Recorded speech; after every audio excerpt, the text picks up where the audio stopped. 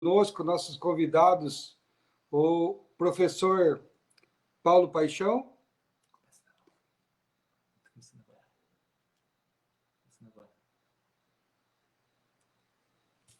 Ok, olá, boa noite a todos, a todas.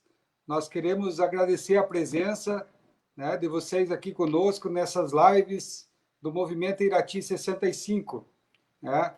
Essas lives que já se tornaram, né, uma prática para mostrar para a nossa sociedade o nosso plano de governo, né?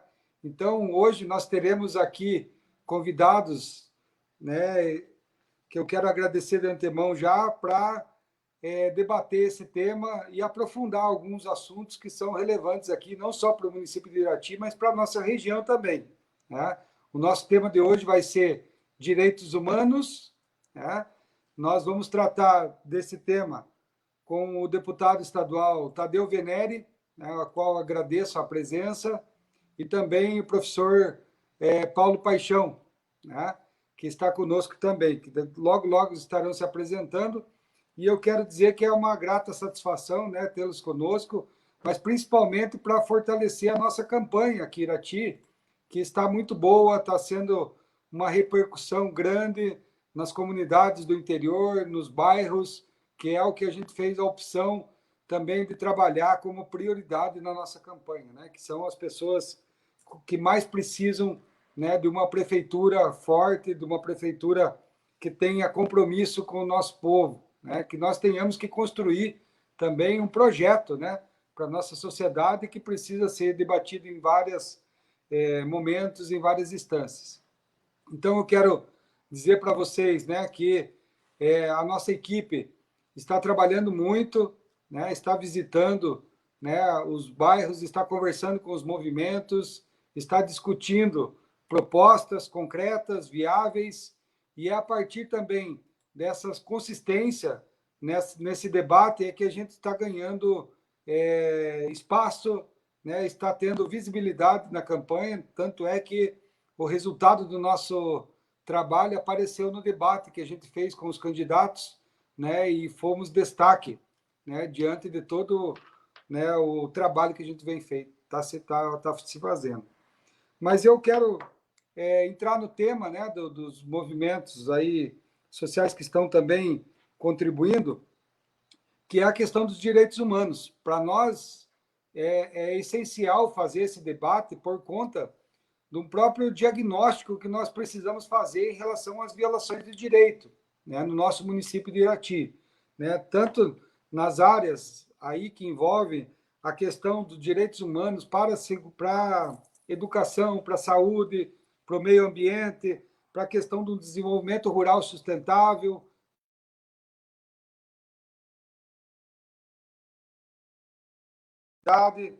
a questão do trabalho, do emprego, onde também temos que fazer toda essa discussão em relação a como que a gente vai garantir, né, a inclusão das pessoas que estão fora do mundo do trabalho, que não estão conseguindo oportunidades. Também a questão, né, da juventude, das mulheres, né, dessas minorias também que a gente tem no nosso município que precisam ser valorizadas. Nós temos aqui comunidades tradicionais faxinalenses, nós temos ciganos, nós temos, enfim, né, uma grande oportunidade de mostrar para a nossa sociedade o compromisso que a gente tem, né, com relação, né, a garantir, né, uma justiça social, direito para essas famílias também. Também quero agora passar a palavra, então, para os nossos convidados, que podem fazer uma breve apresentação, e aí eu já repasso também para as considerações. Então, primeiramente, nosso deputado Tadeu Venere, se quiser fazer suas considerações, passo a palavra. Obrigado, João. Satisfação encontrar você novamente. Uma alegria muito grande poder falar com o pessoal de Irati.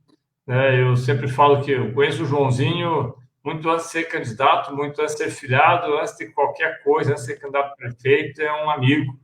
E eu tenho muita consideração, João, por toda a sua caminhada, pela luta que o João faz na preservação das sementes, pela luta que faz para um meio ambiente saudável, por ter feito todo esse trabalho na universidade, né, no Instituto Federal de Educação, que é uma universidade, junto com jovens que têm o direito a sonho, têm o direito a uma vida melhor, têm o direito a pensar numa sociedade que não seja essa como nós a conhecemos apenas. Eu estou na presidência da Comissão de Direitos Humanos já há 12 anos, porque a Comissão de Direitos Humanos, às vezes eu brinco que é quase curva de rio, as pessoas acabam todas enroscando lá de um jeito ou de outro, e agora na liderança também da nossa bancada, da bancada do PT na Assembleia. A gente sabe que nem sempre as coisas são do jeito que a gente gostaria. Eu acho que hoje nós falávamos um pouco antes, nós gostaríamos muito do Brasil que tivéssemos, como tivemos no Uruguai, uma grande frente popular, né, com os partidos do campo de centro-esquerda, os partidos populares, dentro de um programa, dentro de um projeto único, porque isso nos fortalece muito mais, porque os outros partidos, ainda que fragmentados em 10, 15, 20, 30 letras diferentes, que às vezes não sabe nem o que significa aquela letra com relação ao seu programa, eles têm uma matriz, e a matriz é o poder econômico. A matriz são aqueles que, de certa forma, financiam as suas campanhas, são aqueles que hoje os acusam e amanhã os recebem. Eles não têm diferença ideológica, eles têm diferença financeira. Então, muitos desses partidos que nós vemos hoje fazendo críticas àquele, ou a este, ou àquele, são os mesmos partidos que há 3, 4 anos atrás estavam todos juntos e talvez sejam os mesmos que vão estar juntos daqui a um tempo. E hoje eu vendo você candidato e sabendo de todas as dificuldades que infelizmente aconteceram, nós não gostaríamos que acontecesse, mas que aconteceram, e é da vida, política não é uma linha reta. Oi, a Claudete lá nos dando um oi. A política não é uma linha reta, a política é um processo que se faz construindo, é uma construção, e a política é apenas uma das ferramentas que nós temos, né, João? É importante? É claro que é, mas os partidos são uma das ferramentas, não são a única ferramenta. Então, nós entendemos que é uma trajetória. Eu diria que, para mim, direitos humanos se resume, talvez, numa palavra. Nós temos todos aqueles, elencamos todos os direitos que você já colocou, a carta, a história, nós estamos fazendo uma cartilha agora sobre direitos humanos no próprio mandato, para as pessoas conhecerem os seus direitos. Direitos humanos são os direitos que todos têm, todos, independente da sua condição, todos têm direitos. E desde que ele se sinta participante desse processo de humanização que nós tentamos fazer na sociedade, ele está dentro desses direitos. E eu resumiria dizendo que direitos humanos são os direitos intrínsecos, né, inerentes ao ser humano, à espécie humana, e talvez o direito mais elementar de todos eles seja o direito à felicidade. O direito à felicidade é algo que é inalienável, não há como você abrir mão de ser feliz. Você pode abrir mão das outras coisas, mas você não pode abrir mão de ser feliz. Você não veio para sofrer, você não veio para morrer no frio, para ser abandonado, para não ter casa, para não ter estudo, para não ter alimentação, para não ter minimamente as condições de construir para você e para os seus amigos e para as suas amigas e para todos, né, e para todas, uma vida mais saudável, uma vida onde se possa andar nas ruas sem medo de ser violentados, quer seja por civis, quer seja por força de segurança. E eu acho que isso é elementar numa sociedade, o direito a ser feliz. Quando nós entendemos, enquanto sociedade, que todos nós temos o direito a sermos felizes, eu acho que nós teríamos avançado muito nessa concepção que a gente tem de direitos humanos. Direitos humanos, como eu disse, para mim é o direito à felicidade. E eu queria só fazer uma referência aqui, Joãozinho, que não sei se o pessoal chama de Joãozinho aqui, porque a gente chama Joãozinho por causa da escola, né? Então, mas acho que hoje é um dia que nós temos muito, ainda não sabemos qual vai ser o resultado final, mas nós temos muito que comemorar. O resultado das eleições da Bolívia ontem mostram que o povo, quando quer, consegue.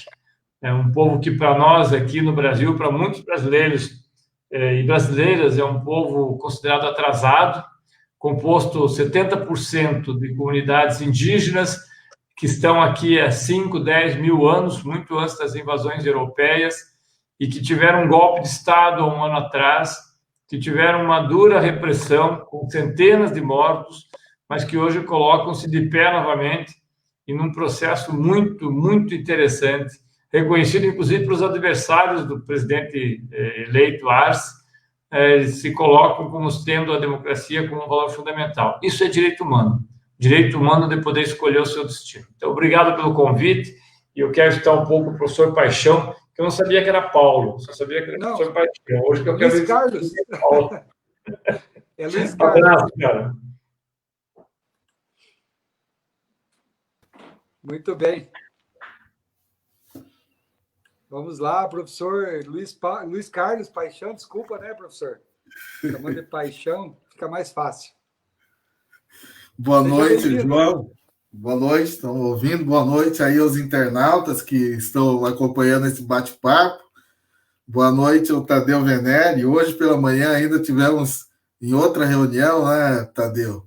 Discutindo um tema aí da militarização das escolas. E agora é com satisfação que a gente está aqui conversando com o João e com a companheirada aqui de Irati, né, que estão num projeto bonito, uma campanha bonita, em defesa da vida humana, né, em defesa de uma cidade para todos e para todas. E lembrando aí, pegando a deixa do Tadeu, né, gente é para brilhar, né, gente não é para morrer de fome. E acho que esse poema, né, esse verso, ele espelha bastante, né, o que nós concebemos e o que nós esperamos da política, né? A política só tem sentido se como o Tadeu disse, para deixar as vidas das pessoas melhores, as pessoas poderem se realizar enquanto ser humano, né? Enquanto detentores de direitos, de uma vida digna, trabalho, emprego, para não acontecer o que a gente percebe, né? A fome está aumentando no país de forma assustadora, mais de 10 milhões de pessoas passando fome, e a gente vê uma pessoa que, por exemplo, passa a vida inteira trabalhando na construção de casa, construindo casa, e chega no final da vida não tem uma casa para morar, né? Então, é contra isso, né, que a gente insurge e define, né, participar de projetos que visam uma melhoria da coletividade no sentido próprio da humanidade, né? Que humanidade nós queremos? Nós queremos uma humanidade civilizada, com cultura, conhecimento para todos e para todas, né? E acho que é um pouco desse debate aí, dessa conversa que a gente vai fazer hoje. E só para aqueles que não me conhecem, né, o pessoal da educação, da rede pública estadual, me conhece um pouco mais. Eu sou o professor Luiz Paixão, sou professor da rede estadual aí há mais de 25 anos, atuo nas lutas aí pela qualidade da educação pública, pela valorização dos profissionais da educação, e atualmente eu integro a direção da CNTE, a Confederação Nacional dos Trabalhadores em Educação no país. Nós estávamos conversando há pouco, né? A CNTE acabou de soltar uma nota contra o anúncio hoje de um projeto do governo federal de praticamente inviabilizar uma das poucas políticas que nós temos hoje de valorização dos profissionais de educação no país, que é o piso nacional, né, do magistério, o piso salarial profissional do magistério, implantado no governo Lula, que começou um resgate da valorização dos profissionais da educação no país, dos professores, e agora o que seria um ganho real ano a ano, né, para recuperar o salário dos educadores, está sendo jogado no lixo, está sendo ameaçado pelo governo Bolsonaro, né? Então, a CNTE já soltou uma nota hoje contra essa medida aí anunciada pelo governo federal. Enfim, é uma luta cada dia, né, João? E você que está aí na campanha sabe como os desafios que se tem numa campanha para prefeito da cidade. Então, finalizo aqui essa primeira consideração, saudando você aí, toda a companheirada, e a Claudete, né? Nossa candidata a vice aí também. Um abraço. Obrigado, professor Luiz Paixão, pelas palavras iniciais, também ao Tadeu. Eu gostaria de fazer, né, um destaque também com relação, né, à presença dos nossos companheiros aí nesse momento aí da live, né? A Claudete e a todos os candidatos a vereadores que também estão nos acompanhando e têm feito esse debate bastante importante aí com relação à inclusão, né, dessas pautas, né, no debate sobre o plano de governo que a gente está apresentando, né?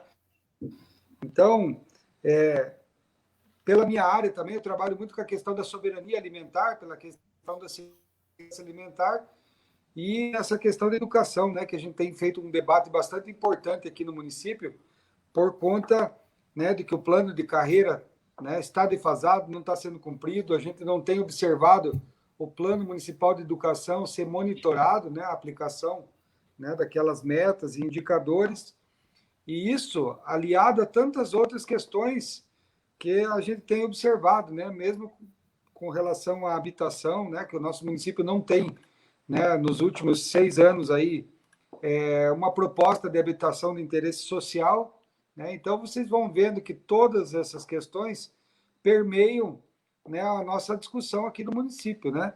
E tão importante quanto essas questões que eu acabei de levantar, a gente está passando por uma crise na agricultura aqui no município por conta de famílias que produzem o tabaco, né, o fumo, em que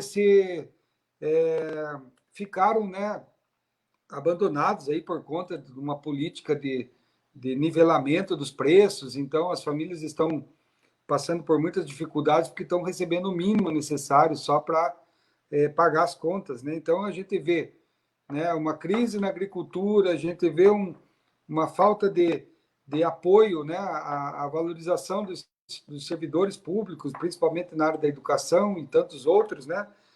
A própria questão da saúde, né, que a gente vê a descaracterização de programas tão importantes como, por exemplo, os agentes comunitários de saúde aqui no nosso município, que estão em desvio de função. Nós não temos as equipes de médico da família, a estratégia de saúde da família não está acontecendo adequadamente. Tem equipes, mas não são equipes completas que podem apoiar e acompanhar as famílias do nosso município numa estratégia, né, de prevenção. E tantas outras questões, como a gente está indo atrás de um estudo, né, sobre mobilidade, onde a gente conhece a experiência lá de Ivaiporã, que desenvolve, né, uma política de transporte coletivo gratuito, bancado pela prefeitura. Então, além da redução de carros aí no deslocamento, a gente garante, né, que o trabalhador ele não vai ter gastos, né, com o transporte público, né? Então, são experiências exitosas que a gente está buscando para garantir, então, né, em todas as áreas, né, que eu relatei aqui e outras também, né, a importância que a gente tem desse debate, né? Também na questão da segurança, né, o município de Irati aí tem um debate para fazer a mudança da cadeia pública municipal para um outro lugar, né, porque aqui está no centro da cidade, desde, me parece, 1920 e pouco, né, 22, se eu não me engano, em que a delegacia está no mesmo lugar e já não atende, né, aos objetivos para que proposta essa política, né?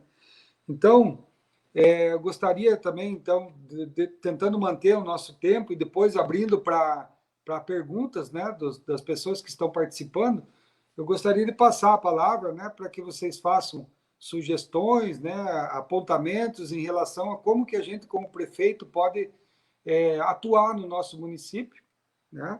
E se quiserem ampliar um pouco mais o debate, não só para o município, mas para a nossa região e também para nível do estado, fiquem à vontade, né? Façam suas considerações, depois a gente abre para pergunta aí das pessoas que estão participando conosco.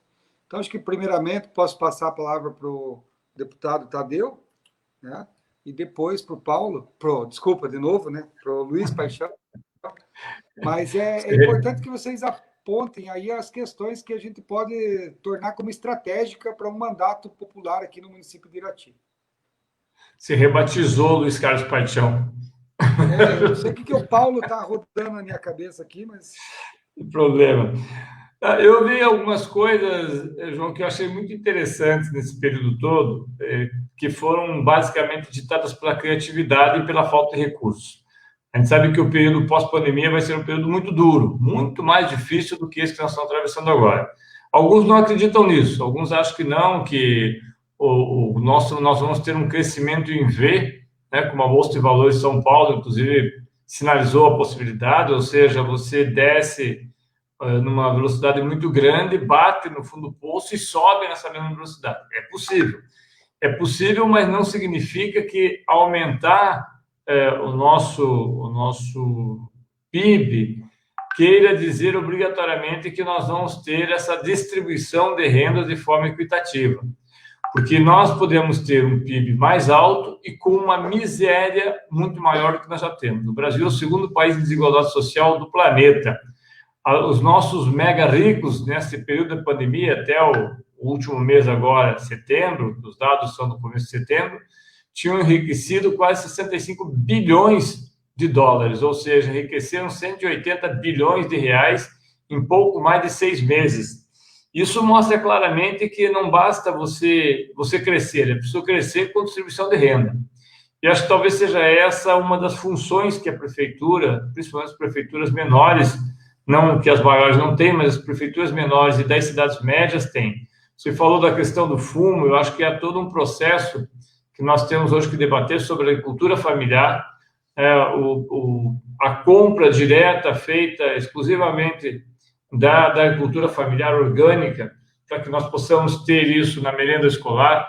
Mas, além disso, há uma experiência muito interessante da moeda própria. Né? Moeda própria, e, por sinal, você falou de transporte público gratuito em Casa de Ivaiporã, nós temos no Rio de Janeiro, em Maricá, também a mesma situação, com transporte público gratuito, e agora com uma moeda própria, onde você utiliza essa moeda para fazer, por exemplo, como no Pinhão eles fizeram, no Pinhão eles inventaram uma moeda chamada bufunfa.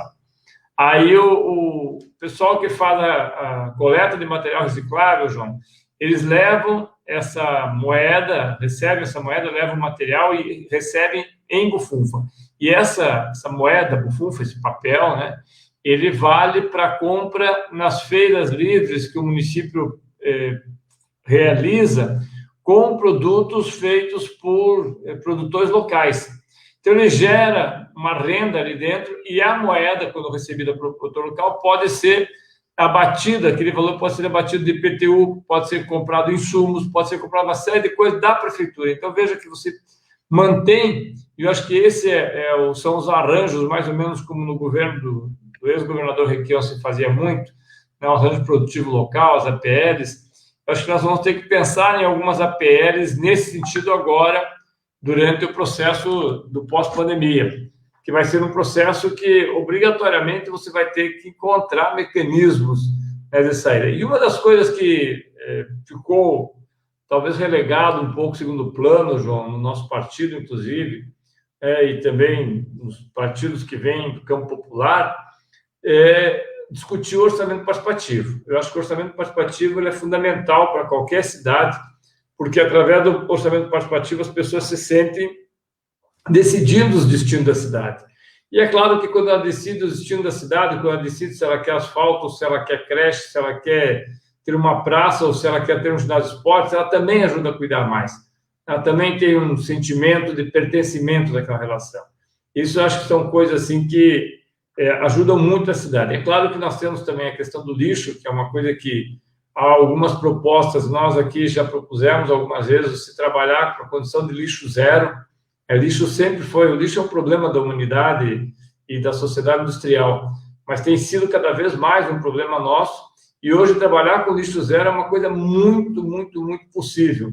É você entregar, fazer por onde as pessoas tenham as suas composteiras em casa, onde elas possam produzir o seu próprio adubo em casa, onde elas tenham a política de cisterna para poder reservar água num período como nós estamos vivendo agora, de tanta falta de água, ou de tanta necessidade de termos água disponível para determinadas coisas. Então, acho que há muitas soluções que a crise nos traz. E eu creio que estas são algumas delas, né, algumas das soluções possíveis. E é claro que o professor Luiz Carlos Paixão, dentro da educação, você também que é da educação, tem conhecimento de soluções que, na prefeitura, vão ser muito possíveis de serem implementadas.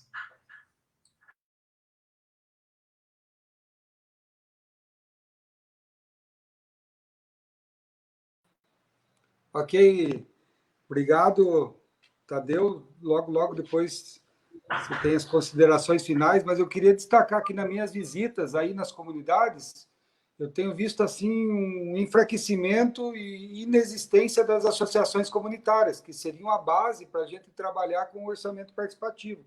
Então, em quase todas as comunidades que eu visitei, estou só no começo da campanha, mas já visitei muita comunidade rural, em que a gente faz, né, a visita, pergunta, e não tem histórico das associações funcionando, né, buscando suas conquistas, buscando, né, discutir o que é a prioridade para o município. Então, acho que é essencial a gente fazer toda essa rediscussão, né, da organização das comunidades, quem sabe até de uma central dessas associações, e tanto no meio rural, mas no urbano também. Os bairros não estão organizados, né? Houve uma tentativa aí de organização, mas me parece que tentaram fazer um uso político dessas associações, tentando lançar candidatos a vereadores e tudo mais, que infelizmente enfraquece mais ainda, né? Quando você tem outras intenções na hora de organizar essas associações. Então, para nós também, acho que já está no nosso plano essa questão do orçamento participativo, né, de discutir prioridades, né? Então, é importante esse destaque que você faz da moeda social, do alimento como prioridade. Aqui a gente tem o Ecotroca, que precisamos fortalecer, aumentar os recursos, né? E também destacar para você assim a tristeza que a gente tem quando a gente chega numa associação de catadores de material reciclado aqui em Irati, onde tem 50 trabalhadores trabalhando nessa associação, e eles não têm um refeitório para poder se alimentar adequadamente. Eles sentam em cima dos bags lá, nos cantos, nos bancos lá, e se alimentam sem ter uma prioridade, né, nessa questão da saúde, da segurança alimentar. Né, como eles trabalham com material reciclado, eles são equivalentes a qualquer servidor público. Eles estão prestando serviço para a nossa sociedade e eles não têm nem a garantia do transporte para vir de casa até a associação comunitária, né? E eles estão hoje trabalhando com 50 toneladas de lixo por mês, né, com um potencial de que pudesse chegar até 100 toneladas de material reciclado por mês. Então, você vê a importância desses trabalhadores que hoje estão esquecidos, né, e que nem uma alimentação adequada eles conseguem ter. Eu fui lá conversar com eles, né, para discutir isso, então, para mostrar como muitas vezes o direito básico, né, a alimentação, a deslocamento, não é garantido, né, por uma prefeitura que não está preocupada em garantir, né, que os trabalhadores tenham dignidade, né? Está preocupado muitas vezes em fazer asfalto, que é o que dá aparência, fazer uma maquiagem na cidade, né? E não está muito preocupado com os seus cidadãos, não. Mas é isso um pouco das minhas considerações, né? Então, eu passo a palavra para o professor Paixão, vou resumir aqui para não ter risco de errar de novo, e acho que o professor, né, pode fazer um destaque importante aí para a gente contribuir também com esse debate aqui no município de Irati. É por aí mesmo, João, o que o Tadeu disse, né, e o que você acabou de falar, né, uma boa administração, acima de tudo, ela tem que se preocupar com os direitos das pessoas, né? Ela tem, a administração, ela tem um certo, tem que ter um cuidado humano, né? Cuidar das pessoas. E nesse sentido, não pode, né? Os trabalhadores não ter local adequado para se alimentar. Nesse sentido, nessa visão, né, de que a prefeitura parte de um princípio de que as pessoas são portadores de deveres, mas também são portadores de direitos, né? Direitos humanos, independentes do sexo, da cor, né? Da composição étnico-racial, da religião, enfim, independente de onde mora, se é na zona rural, se é na zona urbana, todas as pessoas são portadoras de direitos, e a prefeitura tem esse papel de garantir os direitos das pessoas. Aí eu dei uma olhada no programa de vocês, achei bem interessante uma das propostas que vocês falam da formação da Guarda Municipal. Isso é fundamental, porque, por exemplo, num tema que a gente discute bastante, que é da necessidade de políticas de promoção da igualdade racial, né? O país ainda, nós temos um quadro de desigualdade racial brutal, né? Temos uma violência muito grande contra a juventude negra, enfim.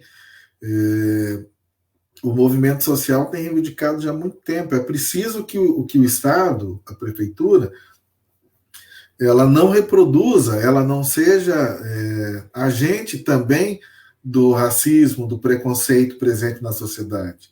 Nós não podemos ter nenhum funcionário público, nenhum operador do direito, operador público, operadora, que seja um operador também do racismo, da desigualdade, do machismo presente na sociedade. Por isso é fundamental a formação da Guarda Municipal e do conjunto de servidores públicos, né? Para que nós tenhamos uma cidade, um país com menos preconceitos, enfim.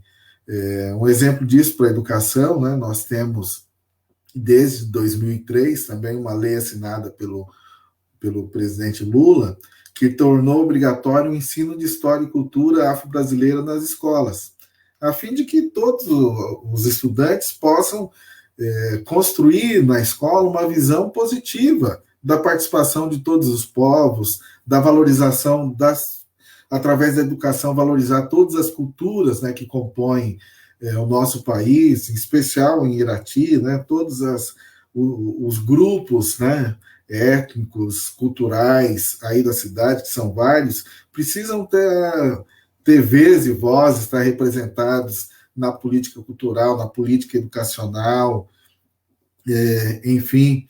Aí também eu destaco aí, né, o Conselho Tutelar, é importante, um Conselho Tutelar forte, com formação, né, para dar atendimento às pessoas que mais precisam, uma política, né, que pense também no direito das mulheres, né, o combate à violência.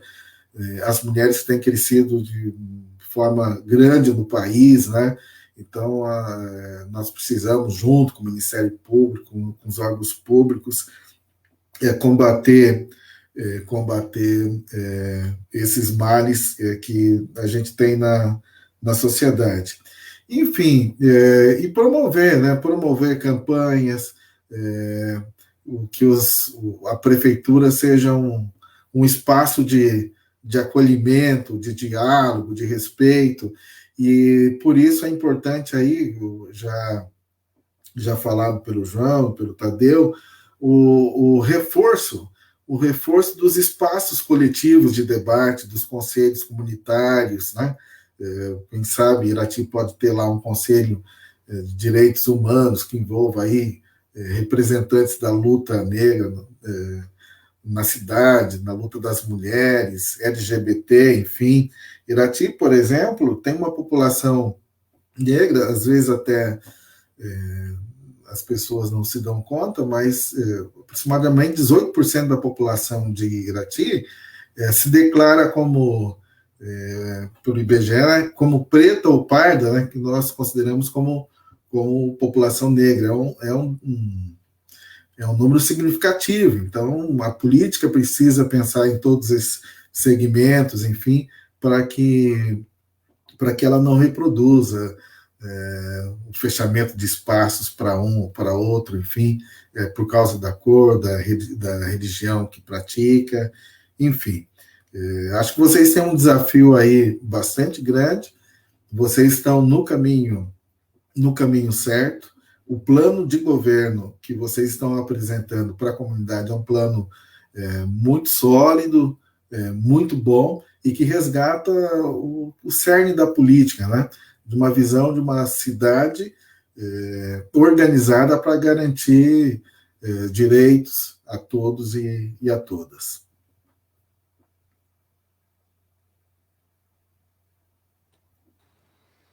Ok, obrigado, professor Paixão. Nós temos que refletir muito, né, sobre essas questões da participação popular, essas propostas que você traz, né, são imprescindíveis para que a gente garanta, né, também, além dos sujeitos de direito, né, terem, né, sua oportunidade, né, de se desenvolver, de permanecer no nosso município aqui com uma boa qualidade de vida, né, que a gente chama. O professor Tadeu, né, destacou bem a questão da felicidade, né, junto com a felicidade interna bruta, né, que existe em outros países aí como indicador, né, de substituição do IDH. Isso é bastante importante para nós. Nós temos aí, acho que umas 3 perguntas, então vamos tentar responder, né? E também tem alguns comentários que daí depois eu gostaria que vocês fizessem nas considerações finais. Uma delas é a pergunta da Ellen, que ela está perguntando: o tema direitos humanos abrange uma gama enorme de questões. Em nossa cidade tem sido cada vez mais visível as desigualdades sociais. Como será pensado as políticas públicas para as pessoas em situação de rua? Esse tem sido um problema social que nos últimos anos só é ignorado em nossa cidade. Então, Ellen, na discussão de quando a gente está construindo o plano, né, a gente colocou como uma das propostas, né, para os trabalhadores da nossa cidade e também para a população de rua, a questão do restaurante popular, né? Nós queremos trazer, né, essa política e desenvolver, mesmo que hoje ela esteja destinada a populações acima de 100 mil habitantes, mas a gente quer trazer essa discussão e construir, junto ao espaço onde é a feira do produtor ou o mercado municipal, né, ou existem outros estudos de locais mais adequados também, para a gente montar um restaurante popular a preço simbólico, né? E para essas populações, claro, a gente consegue garantir uma alimentação saudável, adequada, ecológica, produzida pelos nossos agricultores familiares, sem custo, né? Não só para, possivelmente, a gente pode atender estudantes, populações de rua, idosos, né? Que podem garantir uma alimentação adequada, saudável, né? E sustentável também. Então, essa é uma das possibilidades que a gente pensou, né, para atender, além, claro, de outros programas e políticas que a gente tem na área de saúde também, que é importante. Então, eu acredito que dessa forma a gente consegue integrar, né, nessa discussão dos direitos humanos essas populações que são tão vulneráveis aqui no nosso município.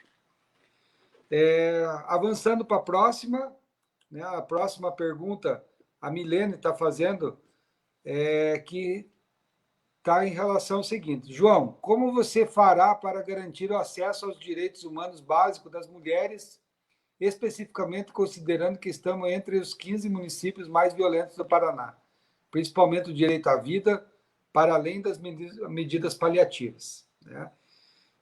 Muito bem, Milene, essa é uma pergunta, né, que está sendo discutida, né, há muitos dias, né, que envolve a questão das violações de direitos das mulheres, né, a proteção, né, dessas mulheres. O pessoal até coloca a questão do botão do pânico, né, da delegacia da mulher, que a gente sabe que precisa, né, de uma reestruturação, né, da região, questão da subdivisão da companhia e tantas outras questões que demandam, né, a própria polícia científica, o IML, que são exigências para que se tenha uma delegacia da mulher aqui no nosso município. Mas a gente precisa ter, em todas as instâncias, né, a oportunidade de acompanhar, né, esse mapa das violações de direitos, né, saber diagnosticar, como foi colocada aí a questão da formação da Guarda Municipal para acompanhar. Existe, né, dentro da Guarda Municipal, né, uma viatura que atende só a questão da Maria da Penha, né? E a gente tem toda, né, uma política também estadual e nacional que pode ser, né, fortalecida para acompanhar essa questão das violências. Mas não só isso, acho que o protagonismo, né, das mulheres na inserção do mundo do trabalho, né, na formação, né, em políticas que garantam que ela possa ter autonomia, né, e poder garantir aí o direito e a própria visibilidade, né, das suas lutas, né? Então, acho que dessa forma a gente inicia essa discussão, né? Os conselhos precisam ser reorganizados, né? A representação política dentro dos conselhos precisa ser discutida para a gente realmente garantir representatividade nesses espaços que são tão importantes. Ok? Então, acho que é isso, né, Milene? Antes de eu passar a palavra aí para os convidados, né, tem mais uma pergunta da Claudete, perguntando sobre as ações em favor das pessoas com deficiência física, né? Então, eu sei que no município a gente tinha a APADEF, né, que é a associação que trabalha, que atua e representa os portadores aí, pessoas com necessidades, né? Então, eu acho que a gente precisa voltar nessa reestruturação, fortalecer essa associação e garantir as demandas que eles têm em relação à população da nossa cidade, né, que são pessoas com deficiência, né? Isso é muito legal de tratar a partir de um trabalho que até a gente já desenvolveu na região, como exemplo lá da Universidade da Amazônia, que trabalha com as cartografias sociais. Então, esse é um instrumento, uma ferramenta onde essas comunidades, esses sujeitos de direito que estão em alguma situação de violação, né, dos direitos, eles podem fazer a sua cartografia, a sua autocartografia, né, para que eles apresentem para nós, como prefeitura, como, né, executores de políticas públicas, as principais demandas, né? Então, eles se tornam mais responsáveis quando eles mapeiam, quando eles identificam e apresentam e vão monitorar a execução, né, dessas demandas. Eu acho que por aí a gente consegue garantir, então, né, aqui no município, o fortalecimento, né, das políticas para esse público. Tem acho que uma última pergunta, que daí já pode ser incluída na questão no encerramento, né, das falas dos nossos convidados, os quais eu agradeço e destaco que é uma honra tê-los conosco, né? É um prazer poder debater com vocês e trazer a experiência para dentro da campanha que a gente está desenvolvendo aqui, que é uma campanha que está indo muito além dos partidos mesmo, a gente está conseguindo debater com várias instâncias aí, e também podendo pegar todos os públicos do nosso município para debater. Então, a nossa campanha já superou, né, essa questão partidária, né, e a gente está podendo garantir espaço para todo mundo contribuir com os debates, e um deles, então, que eu coloco aí para vocês também fazer as considerações, é a pergunta da Nájila, né, Cristina, que ela está comentando, né, sobre aquela velha e absurda frase, né, direitos humanos para humanos direitos, né? Então, eu gostaria que vocês, né, convidados, Tadeu Venere e depois professor Paixão, né, pudessem comentar essa questão que a Nájila levanta, mas também está conosco aí, né, quem sabe, em umas agendas próximas, assim que possível, esperamos vocês em Irati para fazer uma caminhada conosco aí, ok? João, eu agradeço a oportunidade também. Eu acho que hoje eu ainda comentava com o pessoal de São Mateus, Irati, você sabe que Irati é uma palavra indígena, né? Irati é uma palavra guarani que é leite, o rio do mel, né? Eu acho que esse rio de mel, que é Irati, tem sido muitas vezes esquecido no que diz respeito às relações com direitos humanos. Enquanto você falava, eu pensava com relação à situação dos moradores em situação de rua, que essas pessoas não nasceram nas ruas. As pessoas tiveram casa, as pessoas tiveram local, as pessoas tiveram as famílias que tiveram. São pessoas que foram empobrecidas ao longo do período. Nós não nascemos, as pessoas não nascem pobres, as pessoas são empobrecidas, ou as suas gerações anteriores são empobrecidas. E é isso que muitas vezes não se quer ver. Como a Nájila falou, quando as pessoas falam queremos direitos humanos para os humanos direitos, a gente pergunta primeiro quais são os humanos direitos que negam os direitos humanos. Porque tem muitos humanos direitos que se dizem direitos de boa família, cidadãos de bem, brancos, hétero, religiosos, que são aqueles que espancam, aqueles que negam, aqueles que viram o rosto para as pessoas que estão nas ruas, para as pessoas que têm deficiência física, para as pessoas que estão marginalizadas dentro de um processo, não, como disse uma pessoa fantástica, que é o Fernando de Góes, no sábado, que nós tivemos uma conversa com ele, vai ser ordenado padre agora no Mato Grosso, e ele falou que ele não conversou uma vez com um grupo de prostitutas, e elas falaram, nós não somos prostitutas, nós somos mulheres que foram prostituídas enquanto crianças, adolescentes e adultas, exploradas sexualmente. Eu acho que isso é uma coisa muito interessante. Então, quando me perguntam o que nós achamos dos humanos direitos, esses humanos direitos nem sempre são tão direitos quanto penso que são. Porque são sempre direitos para si próprios. São tão direitos que estão, não raro, envolvidos em corrupção, envolvidos em espancamento de suas companheiras ou companheiros, envolvidos em falcatruas, e são aqueles que estão, infelizmente, na maioria das vezes, em espaços públicos. Hoje eu digo muito, João, que as nossas assembleias, câmaras e o Congresso Nacional não representam, como há muito tempo já não o fazem, não representam a maioria da população. As câmaras e as assembleias representam a minoria da população. A minoria econômica, a minoria latifundiária, a minoria industrial, a minoria que, de fato, financia os grandes candidatos e financia os programas porque sabe que terá um retorno. Terá um retorno em propaganda, terá um retorno em asfalto, terá um retorno em obras, terá um retorno de alguma forma que venha beneficiá-los. Ninguém faz isso com o coração aberto. Então, esses humanos direitos, antes de serem humanos direitos, deveriam saber aquilo que a gente falou. Direitos humanos são, inclusive, para eles. Direitos humanos são, inclusive, para os humanos que se consideram direitos e que nem sempre são tão direitos assim. Mais do que isso, eu acredito que nós temos que pensar especificamente em Irati.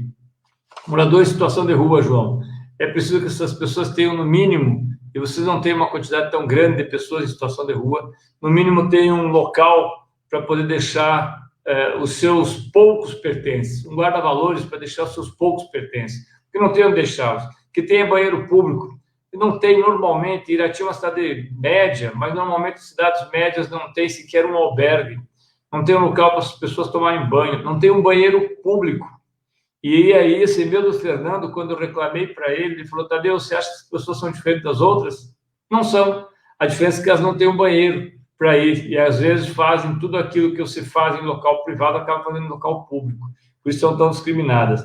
Aquilo que o João fala, eu acho muito legal quando se pensa em ter uma patrulha Maria da Penha, é ter casas de abrigo para mulheres, porque são as mulheres e as crianças que hoje estão sendo espancadas, são as mulheres e as crianças que aumentaram em 70% a violência doméstica, em 70% aumentou também o feminicídio nesse período de pandemia, e são as mulheres e os seus filhos, as suas filhas que estão sendo espancados. E acho que esse é o problema. As pessoas não querem ver aquilo que os nossos olhos não enxergam, aquilo que está por trás dos muros, mas nós sabemos ouvir os gritos das pessoas, nós não queremos ouvir. E aquilo que se fala, João, da cartografia, nós já tivemos uma cartografia muito interessante aqui. Por isso, eu penso, até falei dias atrás, falei até com a Cláudia que está aqui, vocês têm um grande espaço, que é um centro cultural. Por que não abrir esse centro cultural? Por que não abrir centro cultural para sábados, domingos, receberem a molecada toda para fazer banda de rock, fazer hip hop, fazer festa de dança, de teatro, de música, de escultura? Por que tem que ser um espaço que só recebe a elite? Por que tem que ser um espaço que só recebe os deputados, os vereadores, os industriais? Só recebem aqueles que já têm recursos para ir nesses espaços. Esse é um espaço que pode ser absolutamente democratizado pela prefeitura. Democratizado a ponto de receber as pessoas que vão de chinelo de dedo, vão de camisa rasgada, de calça jeans, vão lá fazer a sua arte. Talvez Irati volte a ser realmente a nossa referência. E para encerrar aqui, João, agradecer para você o espaço, o tempo. Nós temos trabalhado aqui muito com um combate ao assédio moral, ao assédio sexual. Inclusive, a Thaís, que é a nossa assessora jurídica na Comissão de Direitos Humanos, tem um projeto belíssimo sobre esclarecimento contra o assédio sexual em estádios de futebol. Vocês têm o Olímpico, que é um time que durante muito tempo, que é uma tragédia, eu não sei de que o Paraná ganhe, mas perdeu para vocês. São espaços que podem ser utilizados, que estão hoje jogados às traças. Bota a molecada para jogar futebol, bota essa molecada para fazer tênis, para fazer arte, para fazer todas as coisas. Você vai se surpreender, João. Você vai se surpreender, como eu me surpreendi, sabe, com meninos aqui da periferia de Curitiba que montaram um professor voluntariamente, ele conseguiu fazer uma orquestra, que não é uma orquestra, é uma banda, mas com violino, com sax, ele fez. Nós estamos para ter aqui, através do professor, que só poderia ser da escola pública, né? Porque a escola pública é o espaço democratizante. Eu sou um defensor da escola pública, apaixonado pela escola pública. Ele conseguiu fazer, o professor Alex, e nós vamos ter, provavelmente, pela primeira vez no Brasil, uma orquestra sinfônica de uma escola estadual, que é o Colégio Estadual do Paraná. Pela primeira vez no Brasil, nós temos uma orquestra sinfônica de meninos de 16, 17 anos. É uma coisa fantástica o que essa molecada pode fazer, o que essa juventude pode fazer, mas nós impedimos que ela faça. Nós não deixamos que ela faça, nós sempre dizemos, calma, não é a tua vez ainda, você é muito jovem, depois calma, para os velhos, você já está muito velho. Então, nós passamos a vida dizendo não para as pessoas. E eu acho que uma campanha como a sua me deixa muito feliz, João, porque é uma campanha de dizer sim. Sim, sim para a felicidade, sim para a alegria de viver, sim para a oportunidade, sim para abrir os braços para quem votou a favor, para quem votou contra, para depois que for prefeito, dizer, ó, prefeito não é de um partido, prefeito é da cidade. E por isso que tem que abrir esses espaços como vocês têm. Vocês têm uma história belíssima, uma história de muita luta, de muita resistência, de pessoas que passaram por aí. Eu sou de União da Vitória, você sabe, João, eu passei muitas vezes por Irati, indo para Ponta Grossa, de trem, né, quando tinha o trem ainda, que era o misto, ou então aquele que levava uma parte de carga, uma parte de trem com passageiros, indo para Ponta Grossa ou indo para outro lugar, passava por aí. Irati tem uma história, em 1922, quando houve o processo todo da revolta que foi feita em São Paulo, e depois a resistência que iniciou com a Coluna Press, em Catanduvas, cerca de 400 pessoas que resistiram a Catanduvas vieram a pé até Irati, a pé. E de Irati tiveram que ser colocados num trem para ser levados para Paranaguá, entraram no navio Oiapoque para morrerem no Amazonas. Voltaram 20 só. E esses 20 morreram tempo depois. Isso está na história de Irati, que pouca gente conhece. A história de Irati tem parte do contestado nessa história. Então, por que não recuperar isso? Por que a gente precisa olhar para, sem nenhum demérito, mas por que você precisa olhar para o grande seriado feito de forma espetacular, ou pela Netflix, ou pela Rede Globo, ou por sei lá quem? Eu volto a dizer, esse espaço que vocês têm, que acaba virando o elefante branco, na entrada da cidade, é um espaço que poderia ser um centro de referência para toda a região, para Rebouças, para Rio Azul, para Malé, para Teixeira Soares, para toda a região que você tem, e Irati ser o centro cultural da região, um centro cultural que pode levar a cultura polonesa, a cultura ucraniana, a cultura negra, a cultura indígena, e, de fato, fazer da cidade uma cidade extremamente democratizada e democrática. Então, esse é o direito humano fundamental, o direito a ser feliz. Obrigado pela oportunidade, boa campanha, e a gente espera que dê tudo muito certo, porque vai dar certo para você? Não. Você tem sua vida, você tem seu caminho, você tem sua história. Vai dar certo para Irati, para o Rio de Mel voltar a ser, de fato, o Rio de Mel dos Guaranis.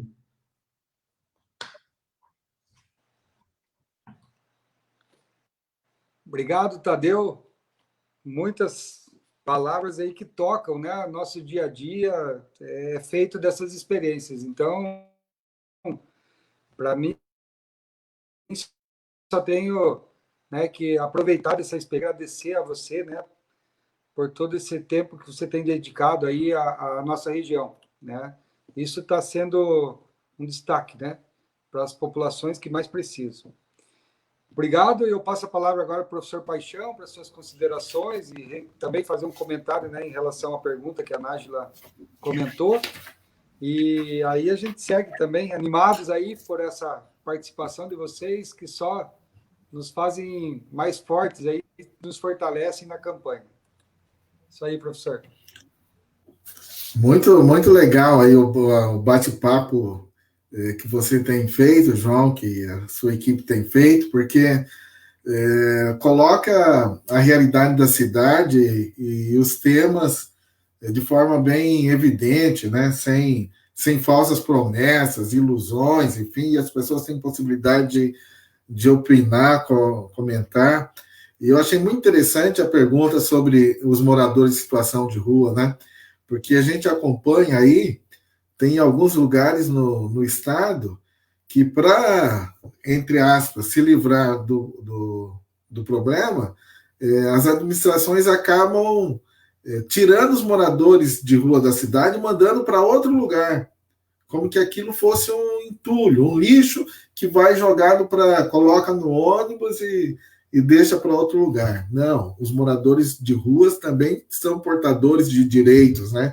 E o Tadeu falou muito bem aí de algumas ações que podem ser realizadas em relação à alimentação, o albergue, enfim, para atender o direito das pessoas que estão morando na rua. E em relação à questão, né, dos humanos direitos, é muito subjetivo, né, esses humanos direitos. Quem são esses humanos direitos? Humanos direitos são aqueles que têm dinheiro a mais do que os demais? Esses são humanos direitos? São o que o Tadeu, inclusive, se referenciou aí, que virou até budismo, são os cidadãos de bem, que são os humanos direitos.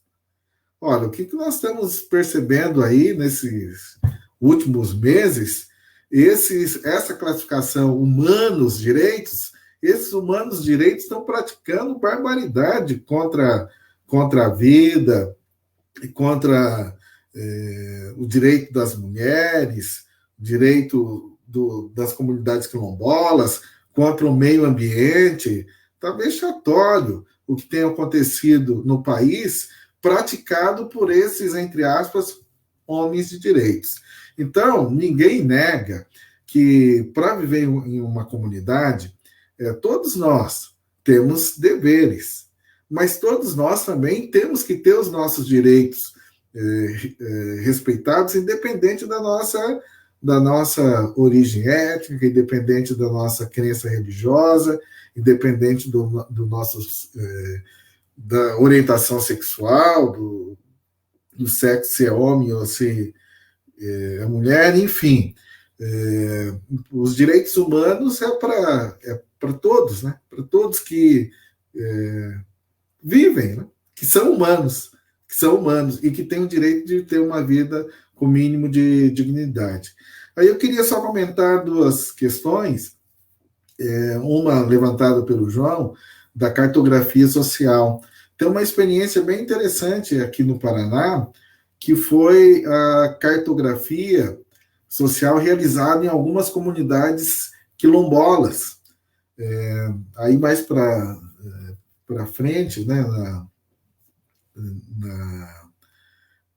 em Palmas, por exemplo, tem 2 comunidades lá que fez um trabalho belíssimo de cartografia social, né? Identificando a comunidade, o histórico, enfim.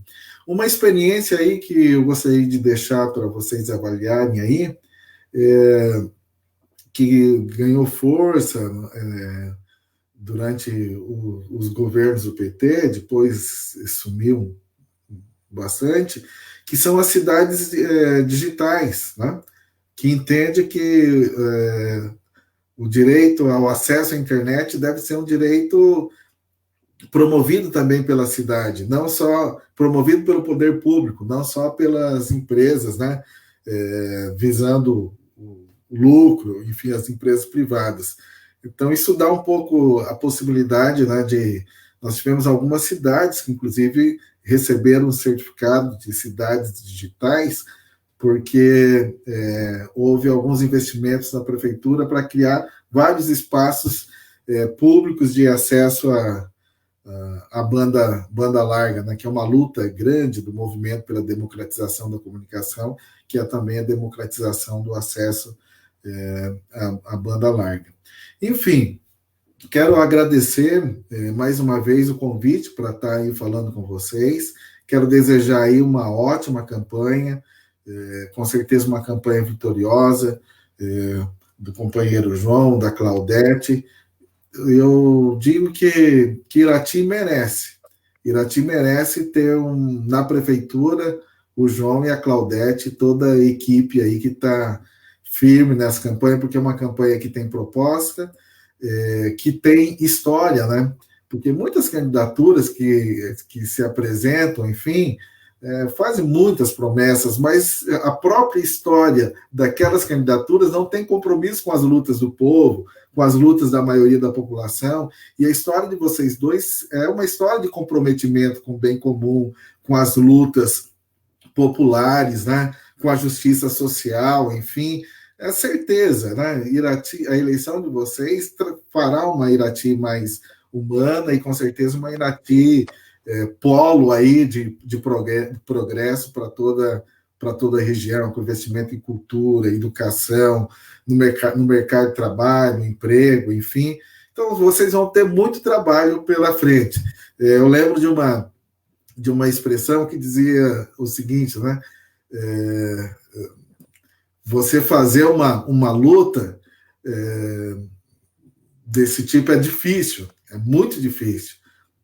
Depois que você ganha, fica mais difícil, aí que vem as verdadeiras dificuldades, né? Então, vocês vão ter muito trabalho pela frente, mas vocês podem contar com toda a equipe de vocês, e nós estamos aí também, o Tadeu, eu e vários outros companheiros à disposição aí para que vocês façam uma excelente gestão à frente da Prefeitura de Irati. Abraço a todos os internautas e uma boa noite. Obrigado, professor Luiz Paixão, pelas suas palavras, pela sua experiência, que nos fortalece aí, junto com, né, a sua companhia nessa live, a gente consegue mostrar para a nossa sociedade, né, como esse tema é tão importante, né? Algumas vezes durante a live eu falei em qualidade de vida, mas eu gosto muito mais de falar em bem viver, né? Em busca do bem viver que a gente quer garantir, né, todas essas propostas que a gente está fazendo. Então, né, eu acho que essa palavra ela resume mais, né, inclusive, né, muito usada pelas populações indígenas, né, em busca do bem viver e junto com a felicidade, né, que foi destacada aí pelo Tadeu, os princípios mais importantes que a gente tem aí para mostrar, né, a relevância de tudo que a gente tem feito, né, e não é sozinho, né, a gente está num grupo muito bom. Eu agradeço a todos, né, que participaram conosco. Cada dia a gente está se fortalecendo mais, né? As lives têm mostrado isso, o número de participações. A gente teve a nossa carreata aí final de semana, que foi muito bonita, e cada vez mais a gente está conseguindo chegar, né, a todos os iratienses, né? A gente, como eu disse, superou a questão partidária e hoje é uma proposta real para o município de Irati, né? Assim eu me despeço. Né? Um abraço ao Tadeu, um abraço ao professor Paixão e um abraço a todos que estão assistindo essa live. E quarta-feira tem mais. Um abraço a todos e todas.